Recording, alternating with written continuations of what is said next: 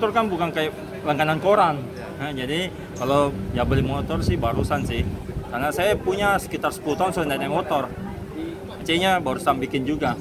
Terus barusan bikin lagi. Tuh. Itu pakainya Yamaha Suzuki. Lihat ini fiturnya sih dengan launching yang baru ini, kita lihat fiturnya bagus dibanding dengan produk yang ada sekarang dari kompetitornya.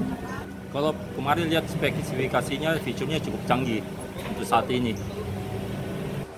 Ya, untuk Honda saya ucapkan terima kasih atas surprise-nya yang heboh, ya.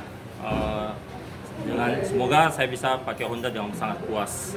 Tentunya dengan fitur-fiturnya yang ada sekarang bisa memimpin dan satu hati. Harapannya buat Honda mungkin kok? Fiturnya makin tetap dipertahankan, servisnya juga termasuk pernah jualnya, termasuk mungkin ke depan nanti motor listrik ya, kalau bisa menjadi pemimpin juga.